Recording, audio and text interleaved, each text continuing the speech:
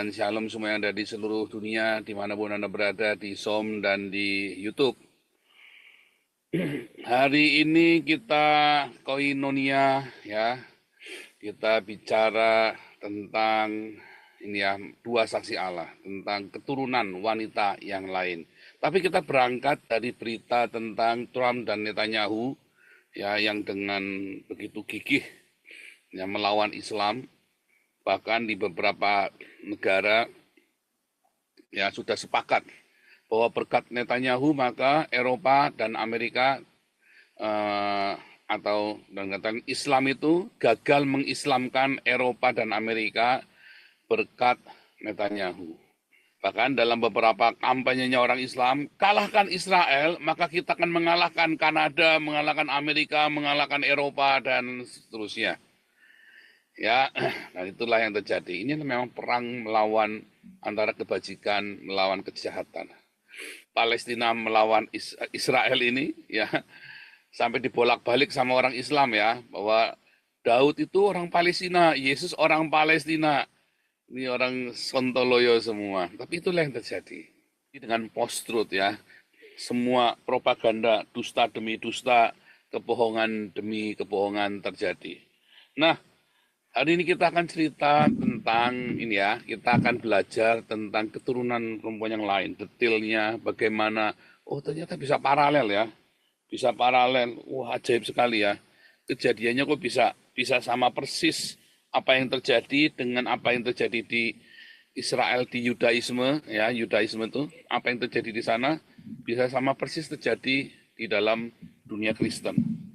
Ya, artinya ini adalah sesuatu tanda zaman. Ya, masing-masing memberikan.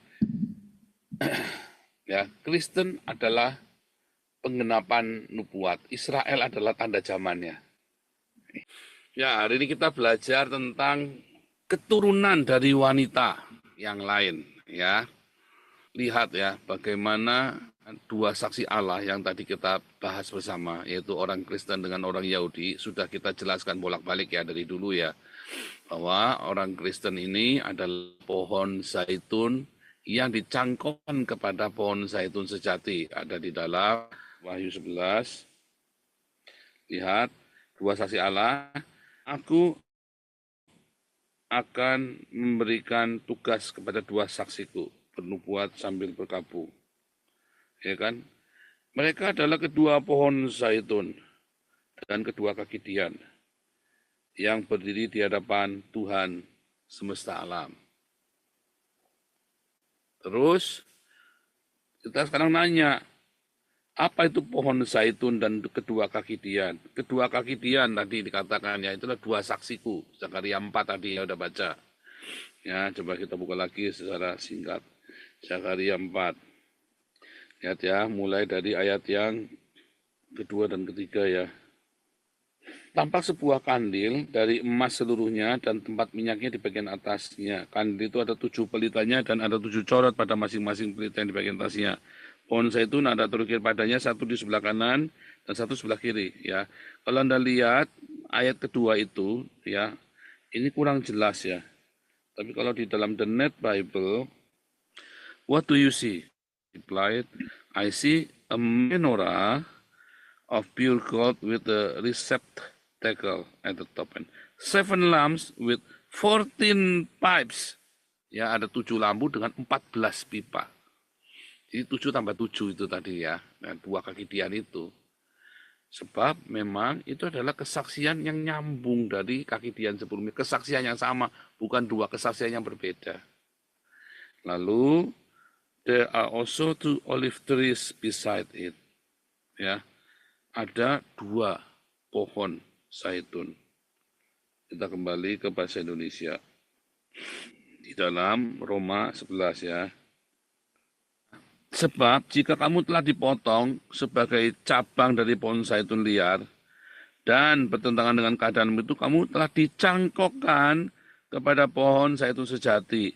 Terlebih lagi mereka ini yang menurut asal mereka akan dicangkokkan pada pohon zaitun mereka sendiri. Nah, lihat ya. Ini lihat atasnya nih, siapakah yang dimaksud cabang zaitun itu? Kamu sebagai tunas liar dicangkokkan diantaranya dan turut mendapat bagian dalam akar pohon zaitun. Ini lagi cerita apa? Perikop ini lagi cerita tentang Israel.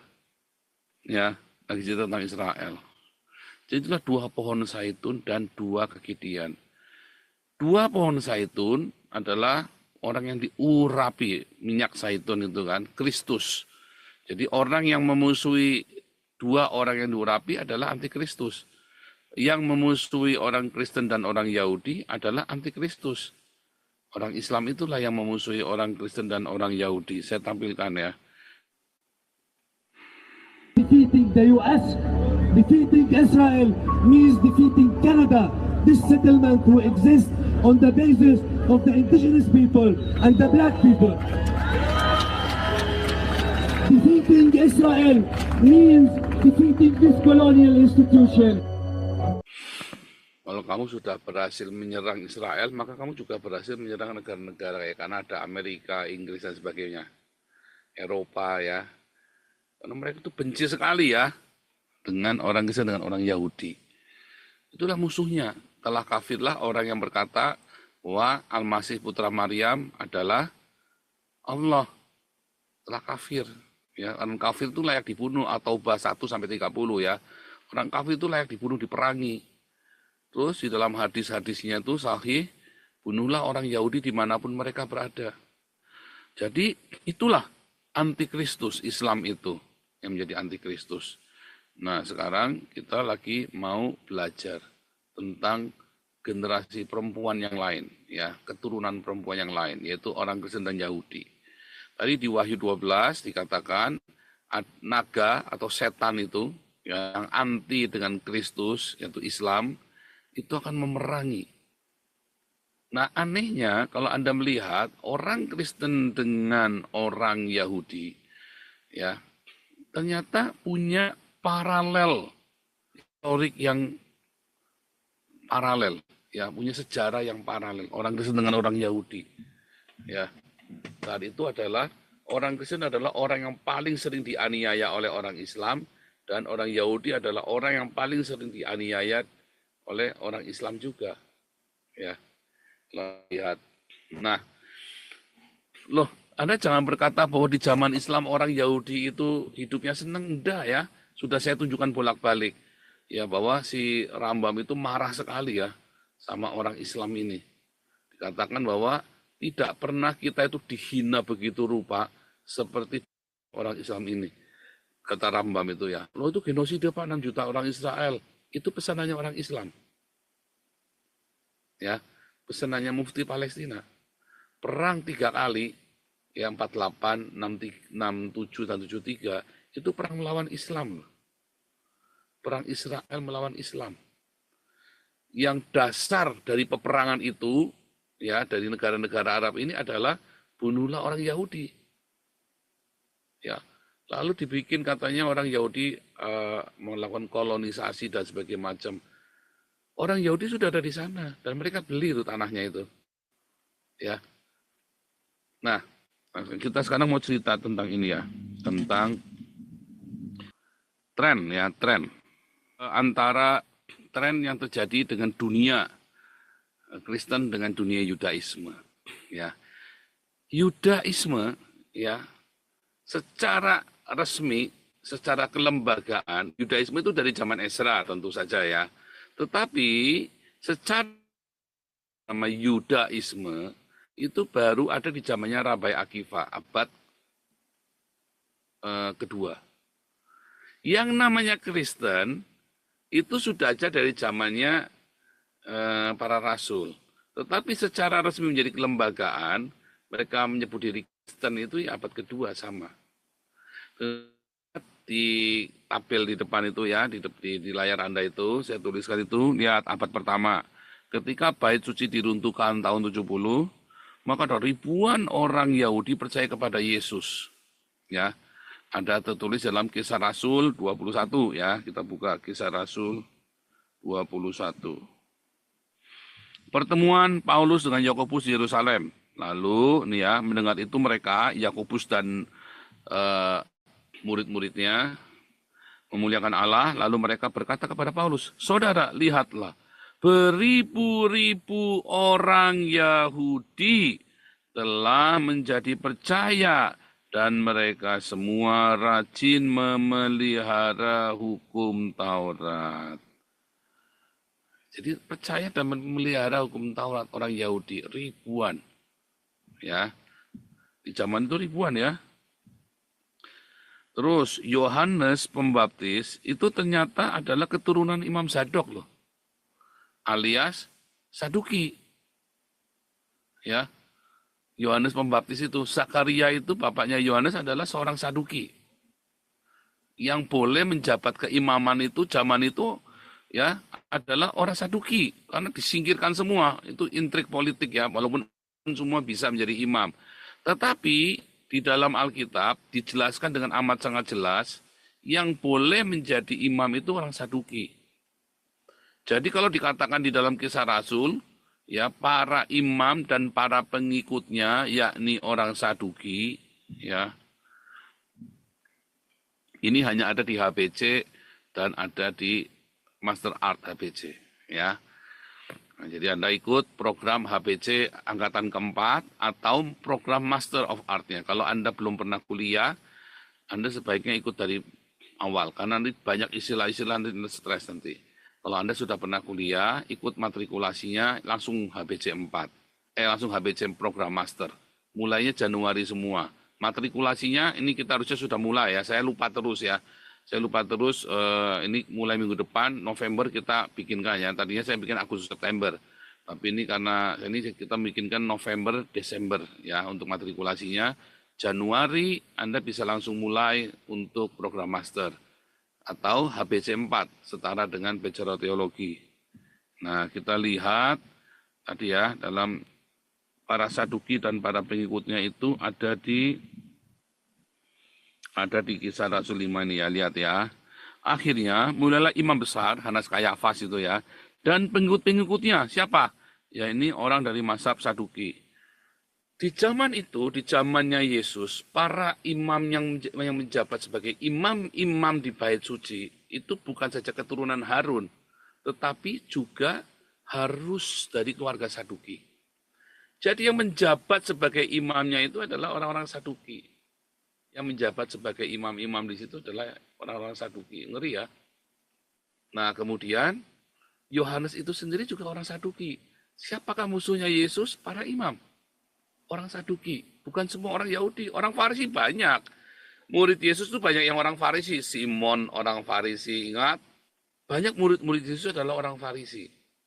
Termasuk ada di situ Yusuf Arimatea dan ada Nikodemus. Itu orang Farisi. Dan Paulus pun akhirnya bertobat, seorang Farisi. Tetapi musuh-musuhnya adalah orang Saduki. Kenapa? Karena Yesus mengajarkan kebangkitan orang mati. Dia mati disalib dan bangkit. Dan itu sangat menghina iman dari orang Saduki yang tidak percaya kebangkitan orang mati. Itu ya. Sekilas saja itu nanti ada lengkapnya di pelajaran ini ya, ada di pelajaran HBC. Lihat. Kristen itu ya, para rasul menulis perjanjian baru di abad pertama. Lalu Yudaisme, orang-orang Saduki menganiaya orang Kristen. Sementara imam besar Kayafas dan Hanas keturunan Sadok, para rabai menulis Talmud. Ketika para rasul menulis perjanjian baru, maka para rabai memulai menulis Talmud. Detailnya nanti ada di kelas. Ya. Abad kedua sampai ketiga, ya, ketika zaman penganiayaan oleh Kaisar Roma dan pemisahan Yahudi dan Kristen, kan ada Birkat Haminim. Ya, tahun 90 itu ada Birkat Haminim. Dalam Birkat Haminim ini dikatakan satu, terkutuklah minim. Minim itu adalah sekte, mazhab sesat, yaitu orang Saduki. Jadi orang Saduki itu kemudian disingkirkan sama orang Yahudi ya, para imam. Yang boleh melayani di Bait siapa saudara? Orang Saduki. Ya, keturunan Imam Sadok.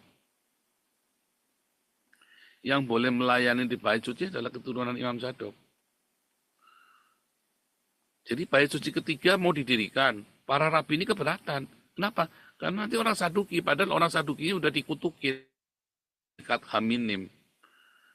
Orang Saduki sudah dikutuki ya. Nah, coba kalau kita lihat Birkat Haminim ya. Ya teksnya ya. Orang-orang yang murtad atau mesumadim tidak akan ada harapan dan akan membusuk di dalam kerajaan yang arogan, kerajaan keangkuhan hidup ya, Malkut Sadon. Dan dengan cepat dan di dalam masa-masa kita. Semoga para Nazarens, ya Nazarens itu Nasrani itu loh, pengikut dari Hanotsri, bukan orang kota Nazaret, bukan, tapi Hanatsarim.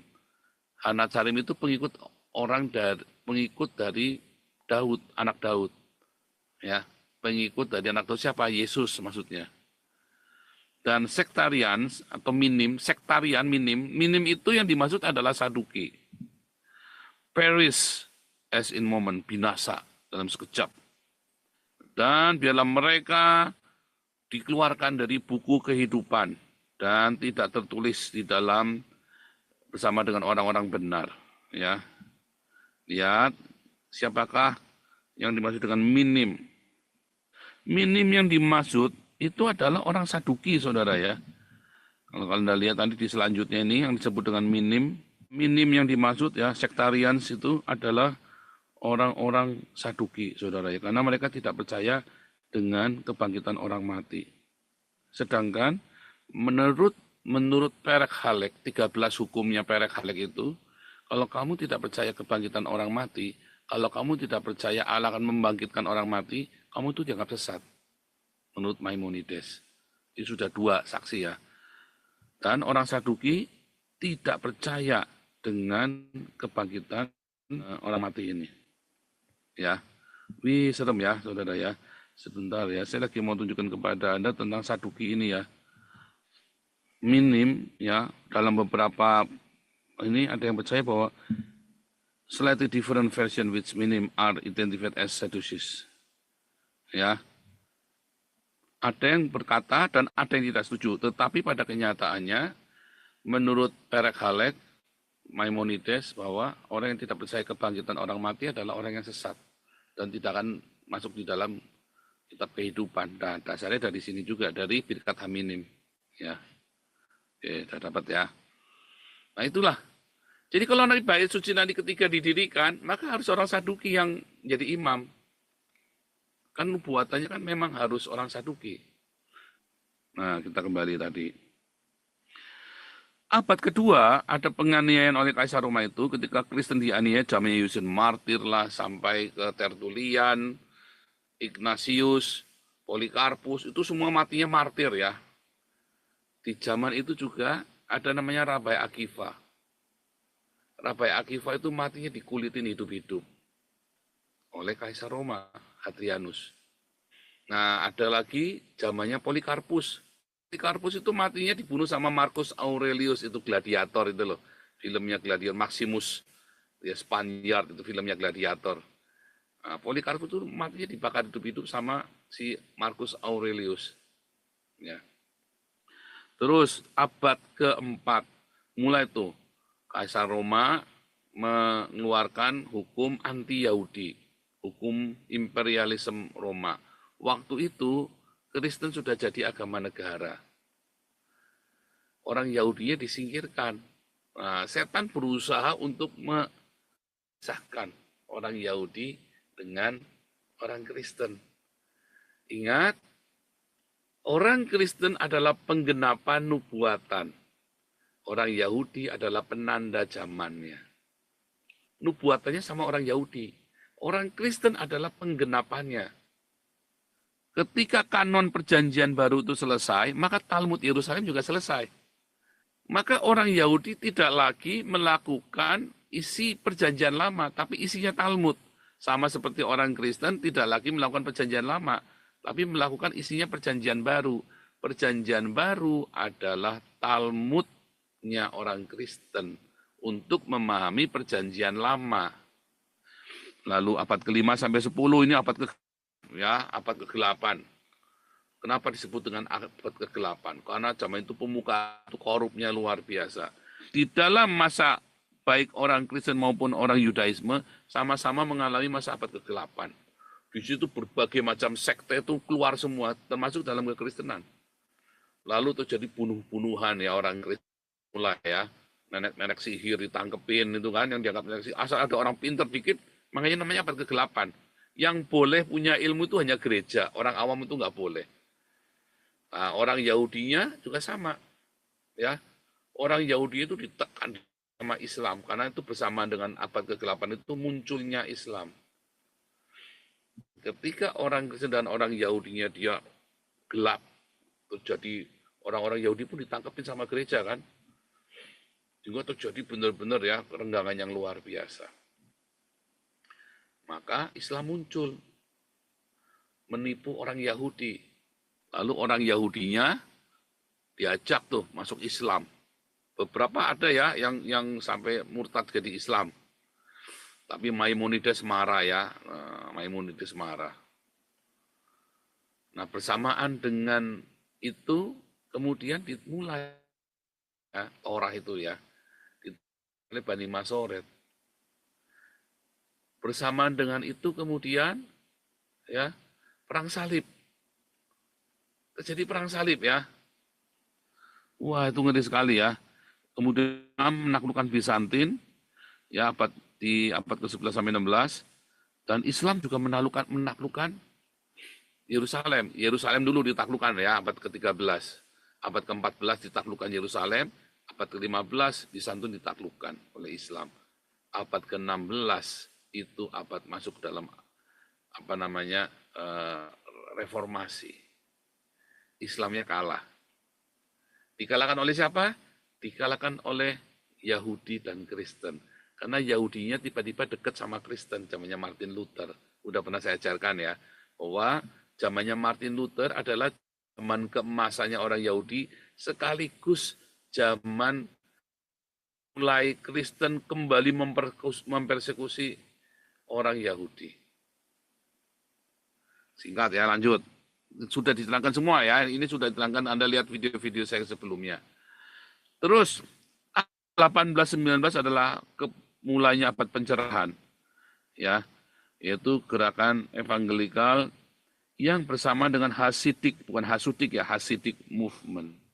Gerakan evangelikal dan Hasidic movement ini adalah sebuah gerakan pietisme, kesalehan, dan orang-orang dibangunkan rasa intim dengan Tuhan, ya. Wah, menarik sekali ya. Ternyata yang diajarkan, ini dibuka semua, yang diajarkan oleh orang Yahudi, oleh orang Yudaisme ini ternyata sama dengan yang diajarkan oleh Alkitab. Ya, kita buka ya. Kita coba lihat Hasidic movement ya. Apakah Hasidic movement itu? Kata Hasidic itu, ya ada kata Hasid atau saleh, atau pietisme. Sama ya, gerakan kesalehan. Hasidik, gerakan Hasidik movement adalah gerakan kesalehan. Gerakan evangelikal dimulai dengan teologi pietisme, gerakan kesalehan, teologi kesalehan.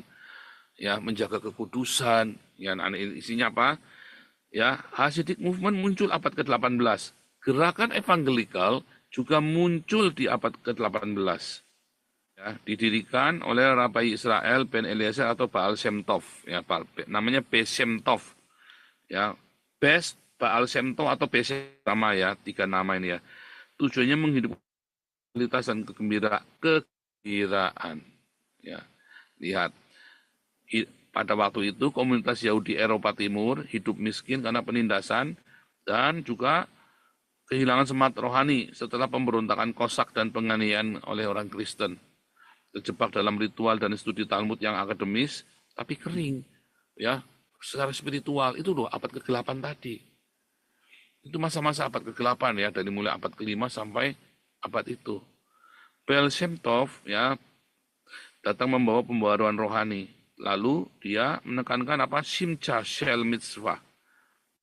Ada sukacita di dalam mitzvah, di dalam Torah, di dalam mitzvah, di dalam hukumnya Tuhan. Doa dengan hati, bukan dengan pikiran.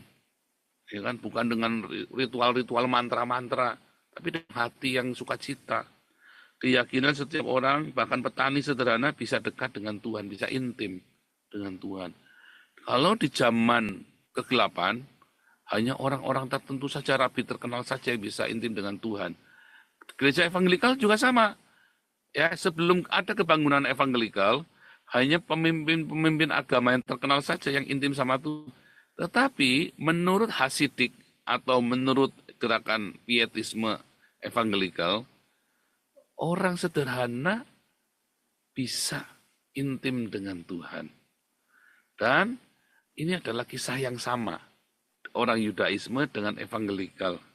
Lihat ya, Tuhan lebih senang dengan doa seorang anak kecil yang murni daripada debat panjang para sarjana yang sombong. Ini persis perkataannya Tuhan Yesus ya. Kalau kamu tidak punya iman seperti anak kecil ini, kamu tidak masuk kerajaan sorga. Nah terus, ciri-ciri utamanya, kesalehan, pietisme, hasid tadi ya. Terus, atau namanya defekut ya, keterikatan batin dengan yang Elohim. Kehidupan komunitas ya, pemuridan, kembali gerakan evangelikal menghasilkan sebuah komunitas. Gerakan evangelikal menghasilkan musik yang indah. Lagu-lagu itu tercipta ya di zaman gerakan evangelikal selama 200 tahun itu. Lagu-lagu baru setiap hari. Lagu-lagu himne, lagu-lagu sukacita. Terus gerakan hasidik juga sama ya, lagu-lagu baru. Terus berpakaian khas, terutama di kalangan Hasidik Ortodoks, jas hitam, panjang, topi, bulu streamer, dan janggut panjang. Itu masih ya, ciri khas ortodoksinya ya kan. Demikian juga dengan gereja evangelikal, pakai baju hitam, terus gini ya, sama persis, cuman ini kolarnya nggak saya pakai ya. Pakai kolar putih. Sama persis ya. Sama persis, bahkan seragamnya sama persis. Nah ini nilai kerendahan hati dan kasih kepada sesama, namanya sadekah. Kalau di dalam evangelikal, diakonia. Gerakan evangelikal adalah revival yang sejati, saudara. Kenapa menghasilkan diakonia? Hasidic movement juga menghasilkan diakonia. Sejak itu tidak ada orang Yahudi miskin. Ingat, Hasidic movement diawali dengan latar belakangnya kemiskinan dan penindasan. Lalu mereka diakhiri dengan apa?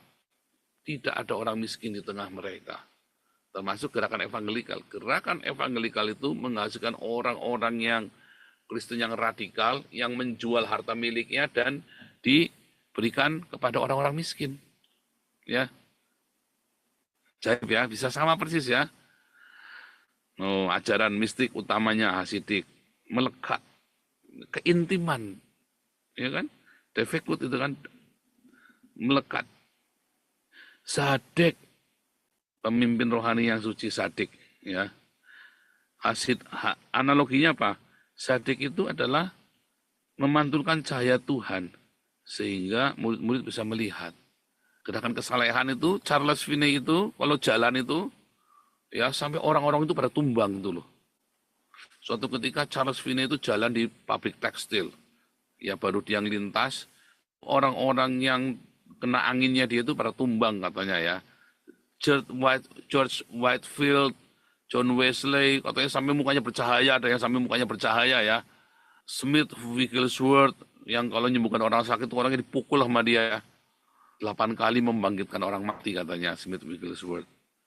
Itu adalah gerakan kebangunan rohani yang luar biasa di Amerika dan di seluruh Eropa waktu itu, sehingga penjara-penjara itu sampai kosong karena banyak orang sudah tidak ada kriminal, dan sampai dengan hari ini penjara di Eropa kosong. Ya, karena apa? Karena kemudian diambil alih oleh negara.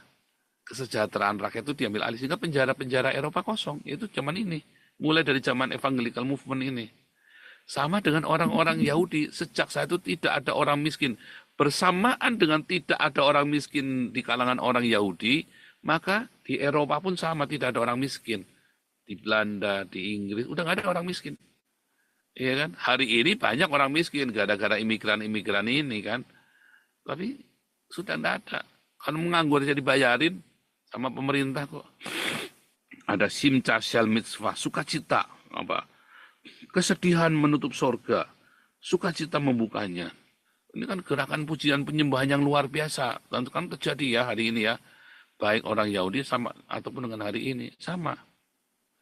Terus avodah be gesmiut, menyembah melalui hal dunia. Kenapa?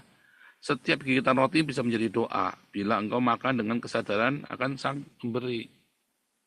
Ajaib ya, sama ya ajaran kita. Setiap hembusan nafas kita adalah doa. Setiap yang kamu lakukan adalah doa. Sama kan? Kalau kamu makan, kalau kamu minum, kata Rasul Paulus, lakukanlah buat Tuhan. Itu adalah sebuah doa. Nah itu ada bitul hayes, menghapus ego. Kata Tuhan Yesus bilang apa? Tuhan Yesus berkata, barang siapa mengikut aku, dia harus menyangkal egonya. Nah ini penting nih. Harus sangkal diri. Ya, sangkal diri. Ini ya. Siapa yang mau mengikut aku harus menyangkal dirinya, menyangkal egonya. Menyangkal egonya setiap hari. Lah kamu egonya besar, kamu kudu pamer, aku kudu menang, aku kudu paling hebat di antara yang lain. Aku harus yang paling dipuji-puji, aku harus menjadi pusat perhatian, aku harus didengarkan. Tidak usah, ya kan? Lihat, it for the truth, doa pribadi dan percakapan dengan Tuhan. Ya, menurut si Breslov ini dia suka nyanyi ya, dia tuh komposer, dia tuh pengarang lagu, dia ciptakan ratusan lagu ya, si Breslov ini, Nahman Breslov. Dia bicara langsung dengan Tuhan secara spontan dan pribadi, seperti sahabat kepada sahabat. Ya kan berdoa itu nggak harus di kamar. Dan itu kan gerakan evangelikal kan begitu kan. Kalau zaman dulu kan mereka berdoa kudu di kamar, kudu ya harus rapi, harus apa. Waktu gerakan evangelikal mereka sudah tidak berdoa di kamar lagi, mereka berdoa mah berdoa. Mereka dimanapun mereka sambil jalan sambil di apa mereka berkomunikasi dengan Tuhan, mereka berdoa terus. Nggak harus jam tertentu, harus wudhu, apa segalanya. Islam nggak ada gerakan begini, nggak ada di Islam. Harus ritual dulu.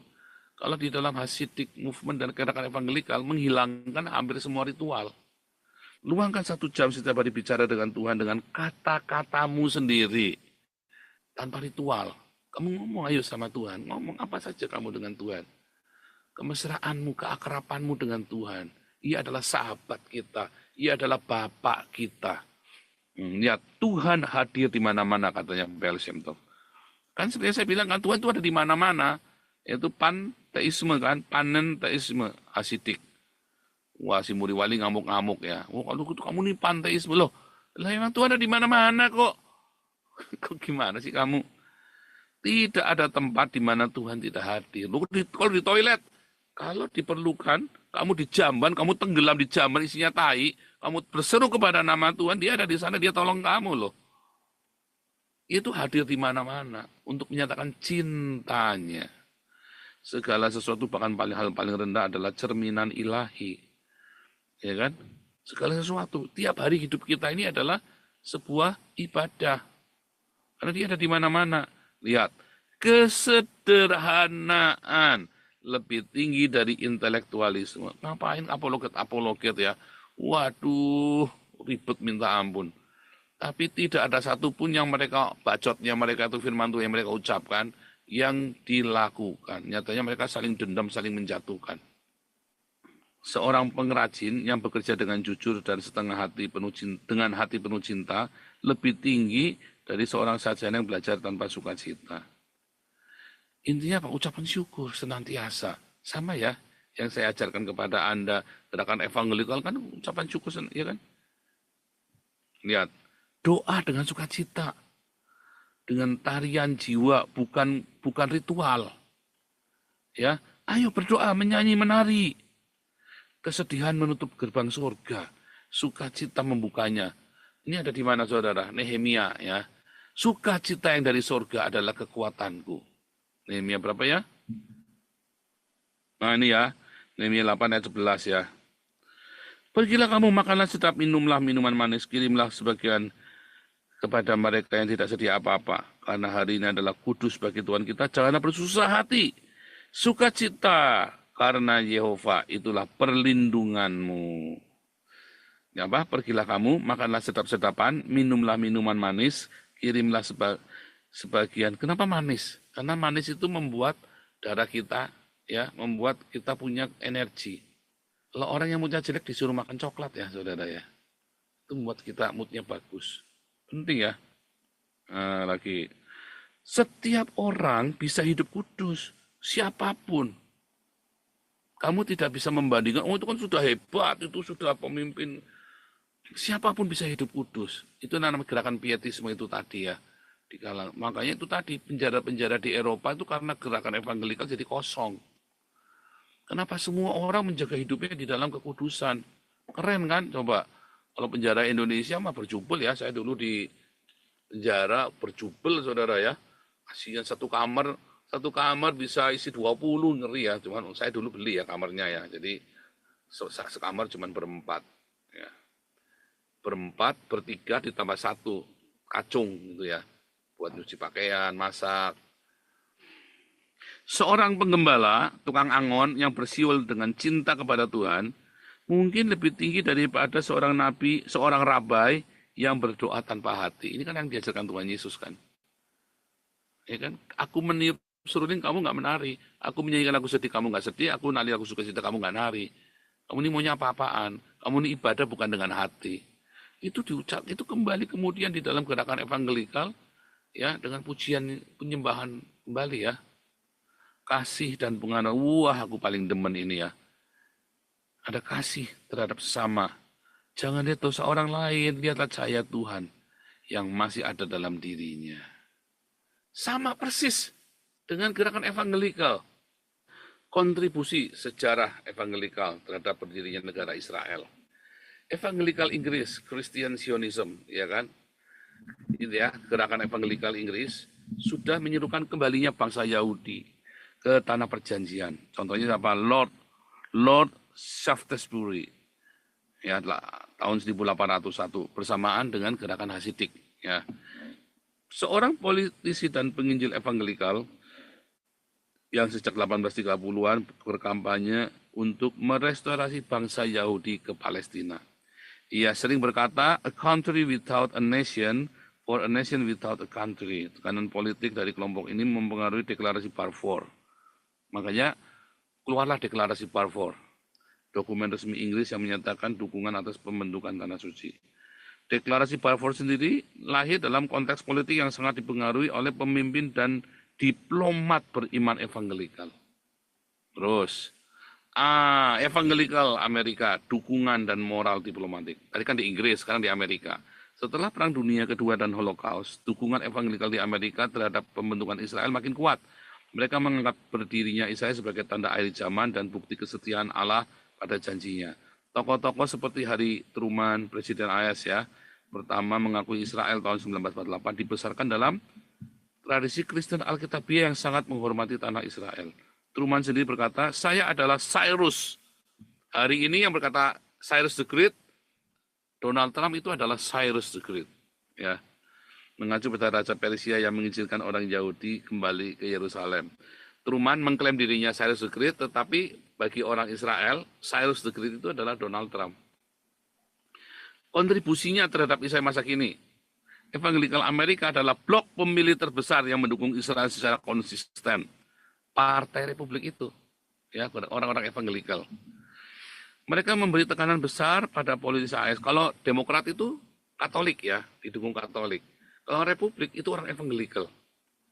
Ya, orang-orang evangelikal memberi tekanan besar pada politisi Amerika untuk mempertahankan bantuan militer ekonomi kepada Israel, mengakui Yerusalem sebagai ibu kota yang akhirnya dilakukan Donald Trump, ya, menentang gerakan anti-Israel, ya, seperti BDS, boycott, divestment, sanction. Tanpa dukungan evangelikal, banyak analis menilai hubungan Amerika dan Israel tidak akan sekuat sekarang. Dukungan ekonomi dan sosial, organisasi evangelikal seperti International Fellowship of Christian and Jews, ya, Christian United for Israel, menyalurkan ratusan juta dolar untuk membantu warga Israel, terutama orang miskin, pengungsi, dan korban perang. Banyak gereja evangelikal mengirim tim relawan tur doa bantuan kemanusiaan ke Israel setiap tahun.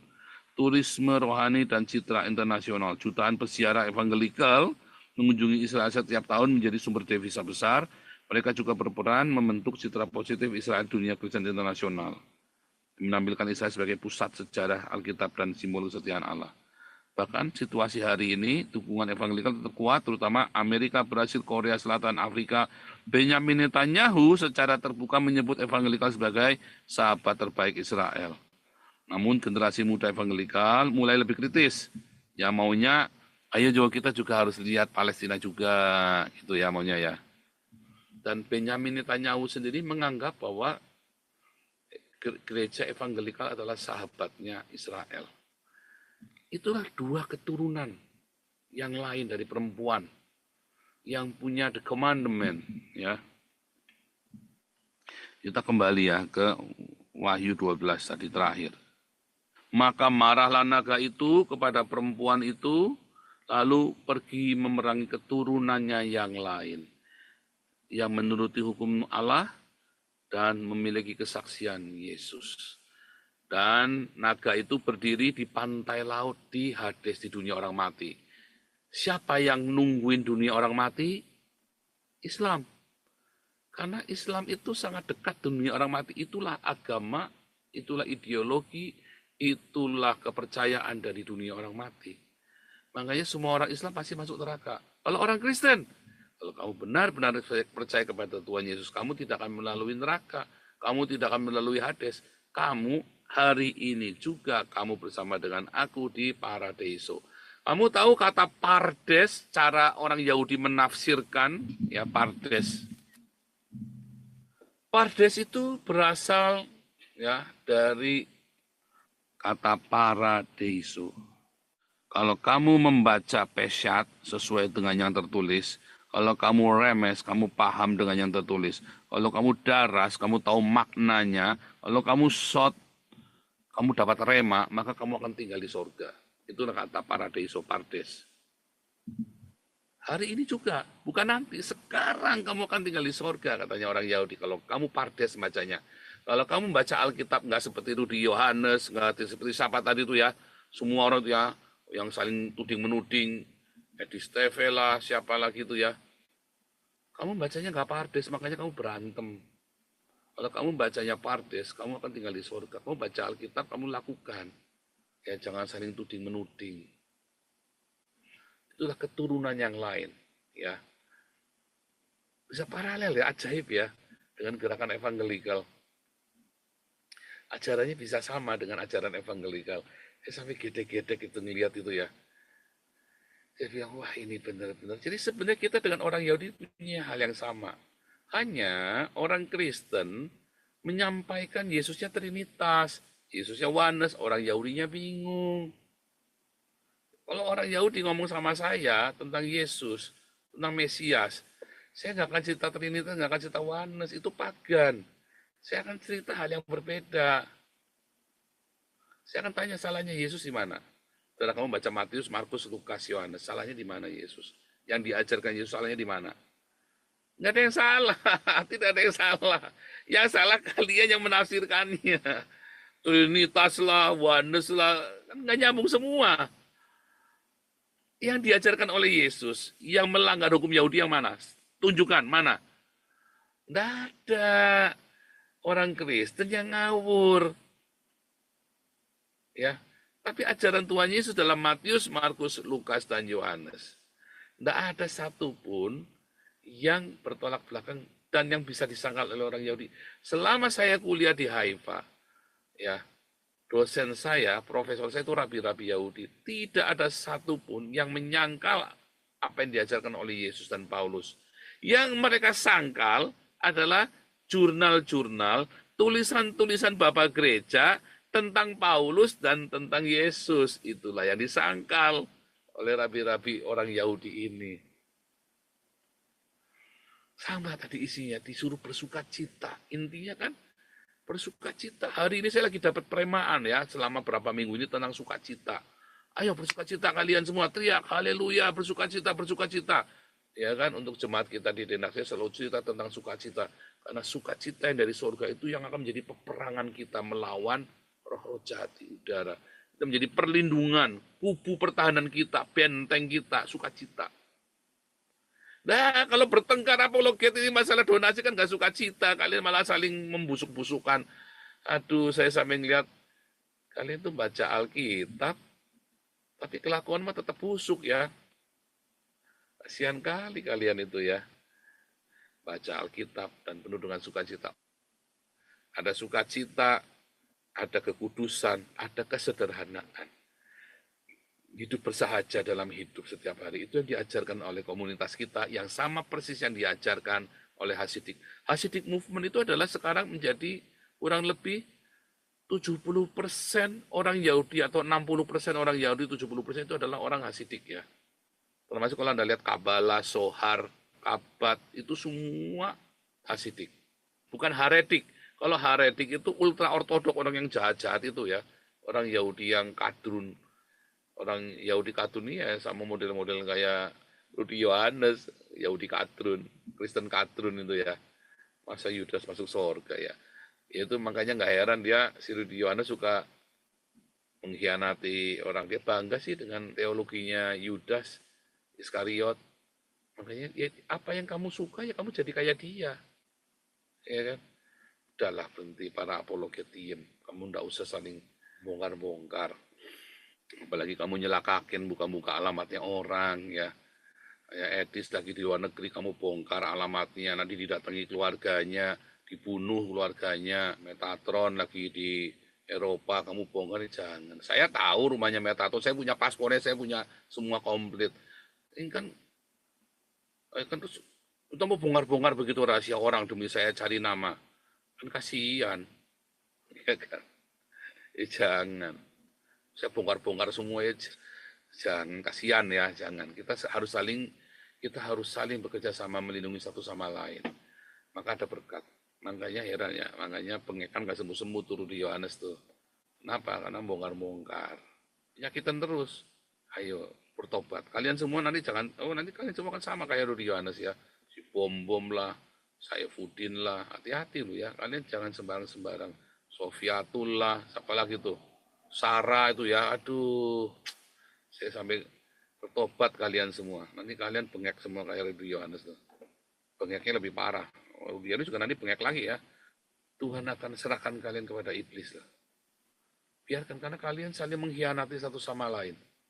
Bukannya kalian belajar dari orang-orang Yahudi ini yang saling melindungi satu sama lain supaya mereka bisa jadi dewasa, jadi berkembang. Ini mah kalian saling tinju ya. Bertobat. Udahlah, kalian semua yang lain-lain gak usah kirim donasi lagi buat para apologet yang suka bertengkar ini. Kirim aja ke Damaris. Jelas, buahnya jelas. Bukan buat bikin kolam renang, bukan buat foya-foya, bukan buat kawin lagi. Ada yang mau kawin lagi ya? Aduh, surat cerainya belum keluar udah mau kawin lagi nih pendeta. Aduh, sampai saya pusing. Lihatnya lama-lama ini orang akhirnya rebutan donasinya buat kawin lagi. Hati-hati saudara ya. Kamu kagum sih sama orang. Kalau di sini kamu kagum sama saya, saya ngefan Pak Paulus tak bardik ya, langsung tak marahi. Kamu jangan kagum sama saya, kamu jangan suka dengan saya. Sukalah dengan buah-buah yang dihasilkan.